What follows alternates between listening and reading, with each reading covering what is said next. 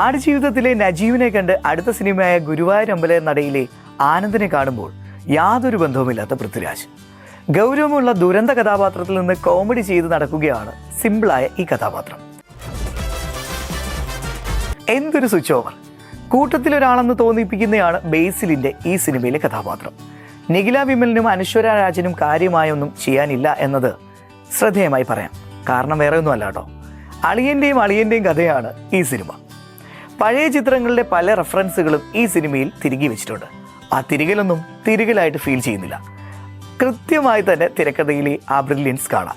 കാര്യമായി ചിന്തിക്കാനൊന്നും ഇല്ലാതെ 2.25 മണിക്കൂർ ഇരുന്ന് ചിരിക്കാൻ പറ്റുന്ന ഒരു ചിത്രം തന്നെയാണ് ഗുരുവായൂർ അമ്പലനടയിൽ. ചിരി തരുന്ന കാര്യത്തിൽ ബേസിലും പൃഥ്വിരാജും പരസ്പരം മത്സരിക്കുന്നുണ്ട്. തമിഴ് സിനിമയിലെ അഴകിയ ലൈലയും കാക്കോത്തിക്കാവിലെ അപ്പൂപ്പൻ താടിയിലെ കണ്ണാൻ തുമ്പിയൊക്കെ കൃത്യമായി ഫിക്സ് ചെയ്തിട്ടുണ്ട്.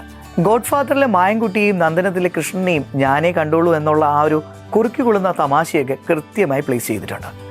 ആദ്യ പകുതി സിമ്പിളായി പോകുമ്പോൾ രണ്ടാം പകുതി കോമഡിക്ക് തന്നെയാണ് പ്രാധാന്യം നൽകിയിരിക്കുന്നത്. പ്രേക്ഷകനെ കൂടെ കൊണ്ടുപോകുന്ന ഒരു തിരക്കഥയുടെ രീതി തന്നെയാണ് സിനിമ ഫസ്റ്റ് ടു ലാസ്റ്റ് എന്ന് പറയാം. സംഭാഷണങ്ങളും ധാരാളം കോമഡികളും ഉള്ളത് രണ്ടാം പകുതിയിലാണ്. 2 സ്ഥലങ്ങളിൽ ഒരുപോലെ നടക്കുന്ന സംഭവങ്ങൾ ടൈമിങ്ങിലും എഡിറ്റിങ്ങിലും ഒരുപോലെ അവതരിപ്പിച്ചു പ്രേക്ഷകനിലേക്ക്. കൃത്യമായ എഡിറ്റിംഗ് എന്ന് തന്നെ പറയാം സിനിമയുടെ പ്രമേയം പോലെ തന്നെ ഗുരുവായൂർ അമ്പലനടയിൽ നടക്കുന്ന ഒരു കല്യാണം തന്നെയാണ് സിനിമയുടെ ഇതിവൃത്തം. പൃഥ്വിരാജിന്റെ ആനന്ദനാണോ ബേസിൽ ജോസഫിന്റെ വിനുവാണോ നായകനെന്ന് പ്രേക്ഷകർക്ക് പലപ്പോഴും സംശയം തോന്നാം.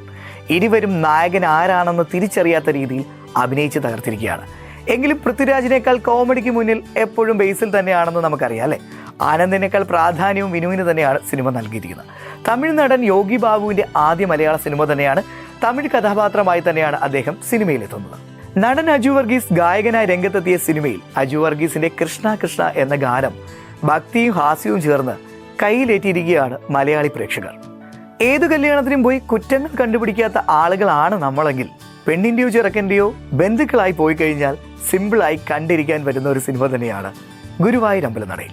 നീരജ് രവിയുടെ സിനിമാറ്റോഗ്രാഫിയും ജോൺ കുട്ടിയുടെ എഡിറ്റിങ്ങും അങ്കിത് മേനോന്റെ സംഗീതവും എല്ലാം ചേരുമ്പോൾ കിടിലം സിനിമ തന്നെയാണ് ഗുരുവായൂർ അമ്പലനടയിൽ.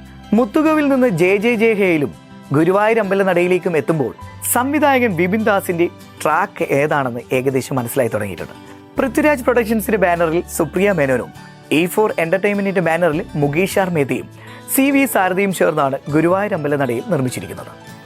മലയാളികൾക്ക് തീർച്ചയായും കണ്ടിരിക്കാൻ പറ്റുന്ന ഒരു ചിരിപ്പടം തന്നെയാണ് ഗുരുവായൂർ അമ്പലനടയിൽ. തീർച്ചയായും പോയി കണ്ടുവന്ന് കമന്റുകൾ അടിയിൽ രേഖപ്പെടുത്തും.